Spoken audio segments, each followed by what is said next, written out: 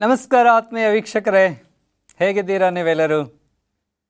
ದೇವನಾಮಕ್ಕೆ ಸ್ತೋತ್ರ. Praise the lord.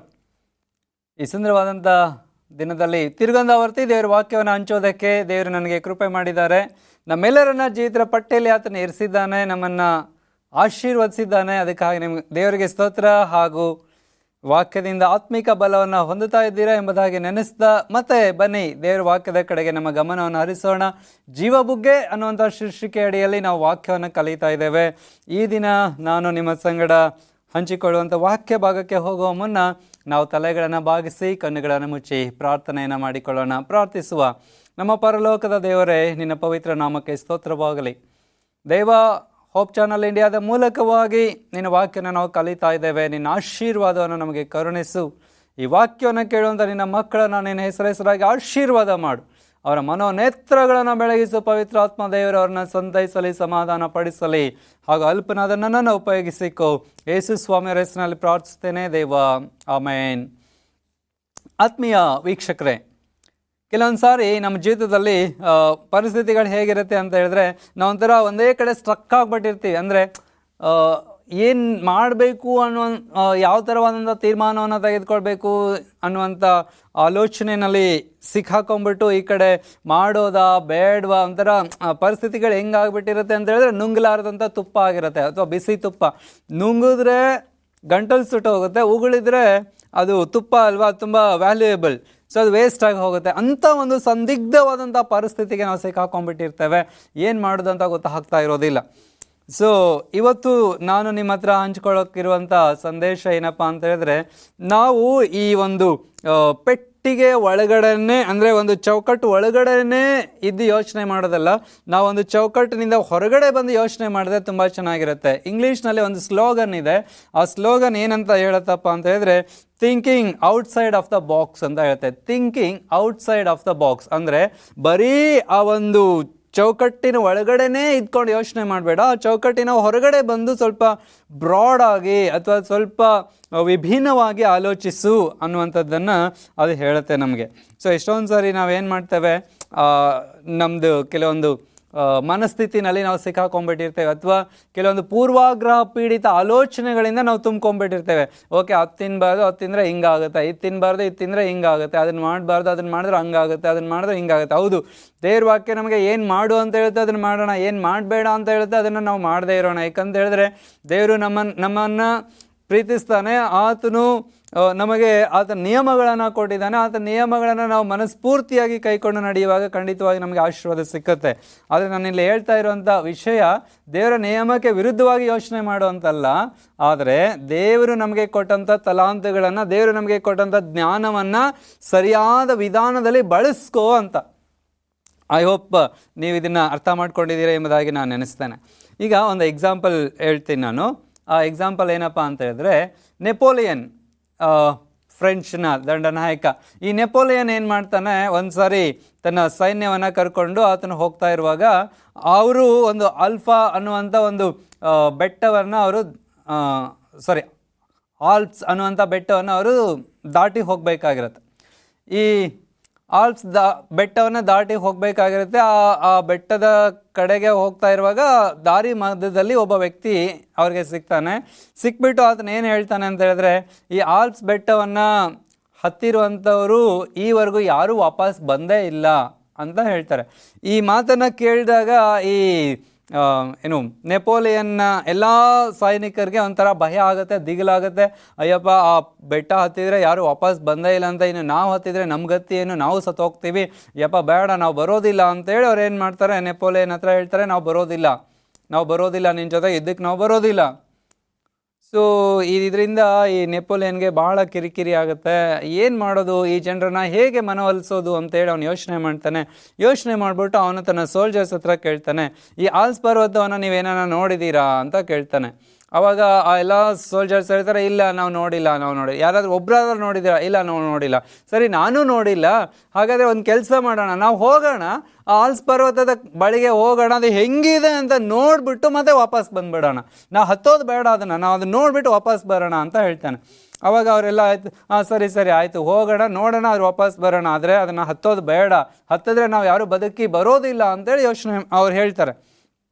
ಆಯಿತು ಅಂತೇಳಿ ಆತನ ಕರ್ಕೊಂಡು ಹೋಗ್ತಾನೆ. ಹೀಗೆ ಅನೇಕ ಕಿಲೋಮೀಟರ್ ಗಟ್ಟಲೆ ಅವರು ನಡೀತಾ ಪ್ರಯಾಣ ಮಾಡಿ ಹೋಗುವಾಗ ಆ ಮಾರ್ಗ ಮಧ್ಯದಲ್ಲಿ ಕೆಲವೊಂದು ಬೆಟ್ಟಗಳನ್ನು ಅವರು ದಾಟಿ ಹತ್ತಿ ಇಳಿದು ಮುಂದೆ ಹೋಗ್ತಾ ಇರ್ತಾರೆ. ಹೀಗೆ ಮುಂದೆ ಹೋಗ್ತಾನೆ ಇದ್ದಾರೆ. ಅಲ್ಲಿ ಕೆಲವು ಸೋಲ್ಜರ್ಸ್ ಕೇಳ್ತಾ ಇದ್ದಾರೆ ನೆಪೋಲಿಯನ್ಗೆ, ಆ ಆಲ್ಪ್ಸ್ ಪರ್ವತ ಬಂತ ಅಂತ ಹೇಳುವಾಗ ಅವ್ನು ಹೇಳ್ತಾ ಇರ್ತಾರೆ, ಇಲ್ಲ ಅದು ಇನ್ನೂ ತುಂಬ ದೂರ ಇದೆ ಅಂತ ಹೇಳಿ ಅವ್ರನ್ನ ಕರ್ಕೊಂಡು ಹೋಗ್ತಾನೆ ಇರ್ತಾನೆ.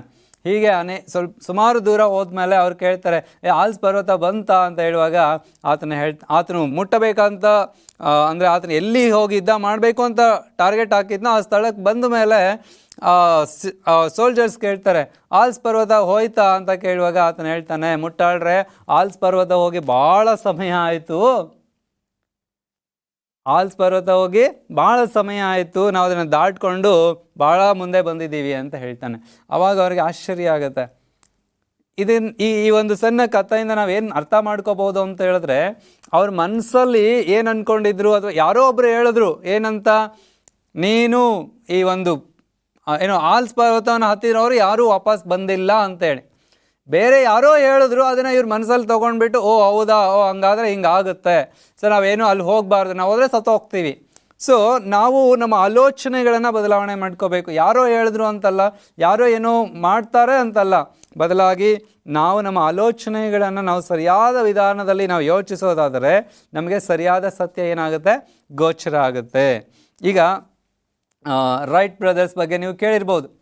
ರೈಟ್ ಬ್ರದರ್ಸ್ ಅವರು ವಿಮಾನವನ್ನು ಕಂಡುಹಿಡಿಬೇಕು ಅಂತ ಹೇಳಿ ಯೋಚನೆ ಮಾಡುವಾಗ ಅನೇಕ ಜನ ಅವ್ರಿಗೆ ಏನು ಹೇಳ್ತಾರೆ ಗೊತ್ತಾ, ದೇವರು ನಾವು ಭೂಮಿ ಮೇಲೇ ಓಡಾಡಬೇಕು ಅಂತ ಬಯಸ್ತಾರೆ, ನಾವು ಹಕ್ಕಿಗಳಂತೆ ಹಾರಾಡಬೇಕಂತ ಇಷ್ಟಪಡೋದಿಲ್ಲ.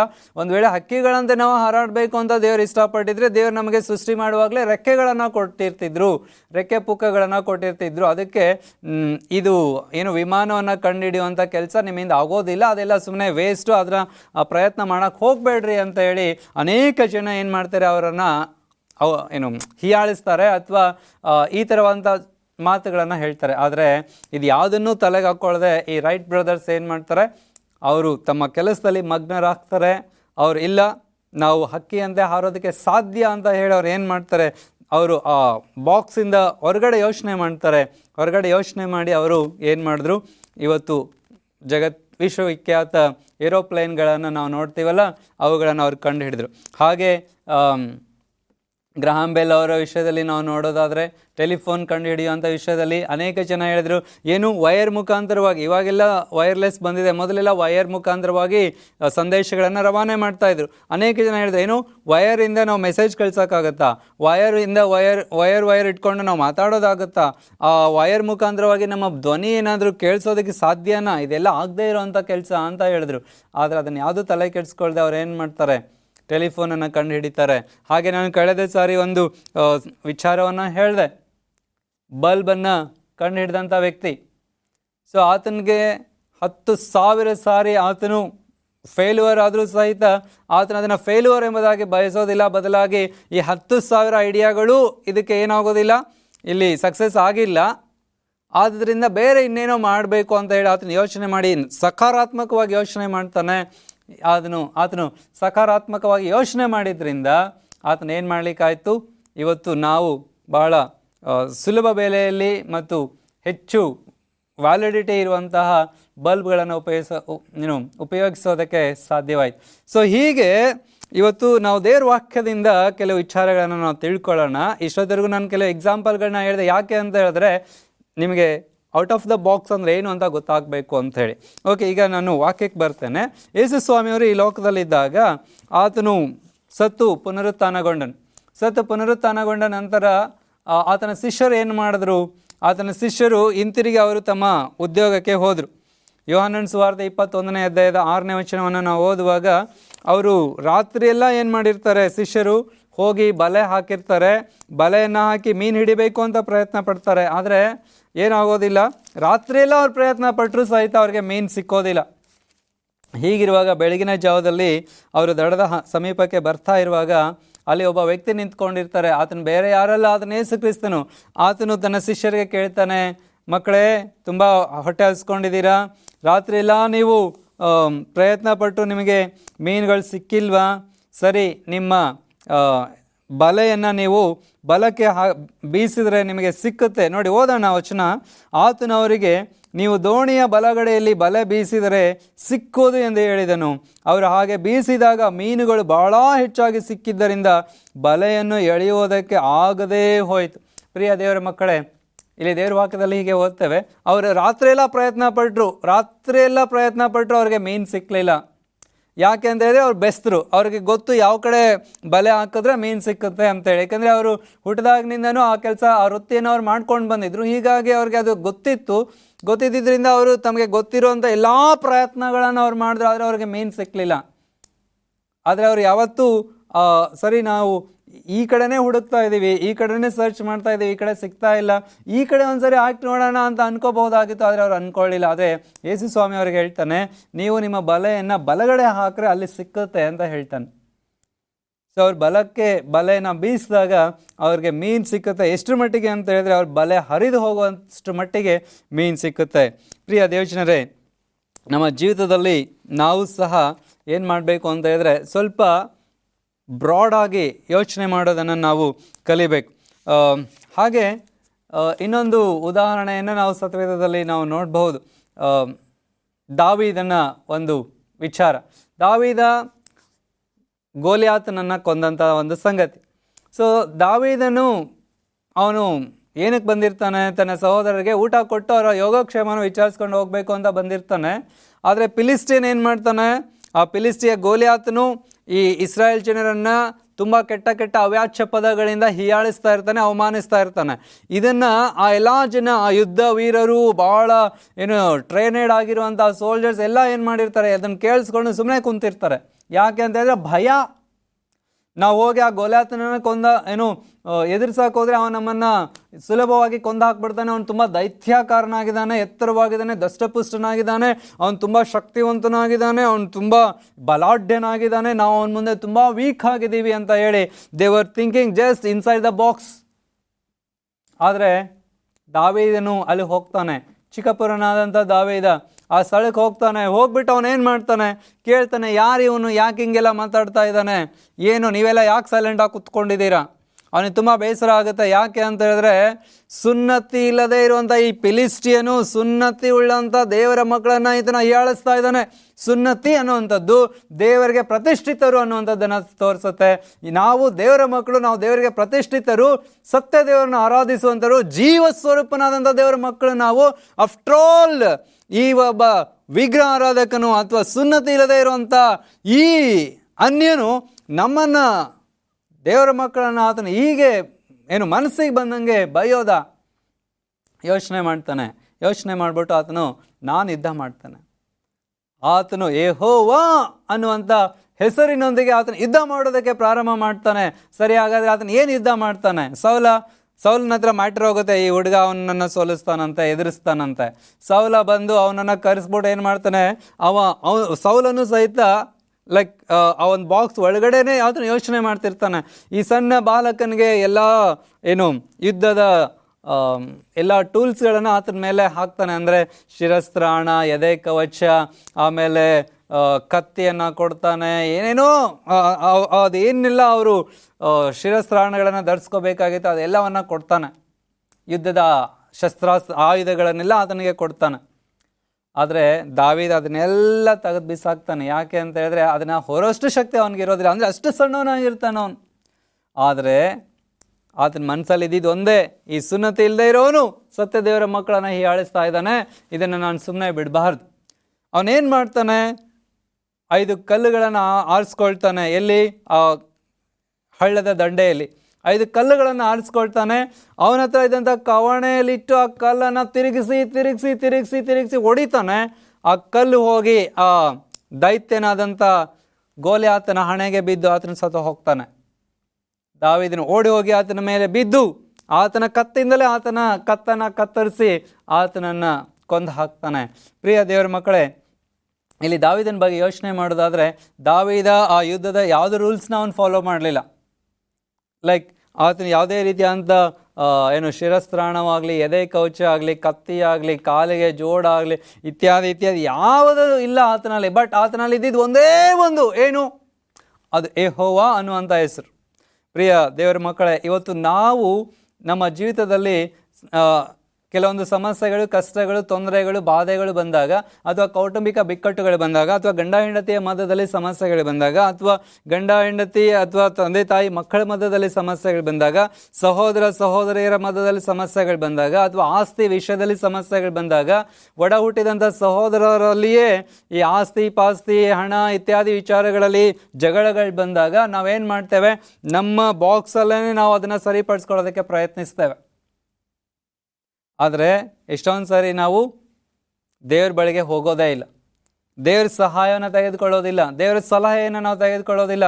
ದೇವರು ನಮಗೆ ಏನೋ ಹೇಳ್ತಾ ಇದ್ದಾರೆ, ಅದು ಏನು ಹೇಳ್ತಾ ಇದ್ದಾರೆ ಅಂತ ನಾವು ಕೇಳೋಣ, ತಿಳ್ಕೊಳ್ಳೋಣ ಅಂತ ನಾವು ಎಷ್ಟೊಂದು ಸಾರಿ ಯೋಚನೆ ಮಾಡೋದಿಲ್ಲ.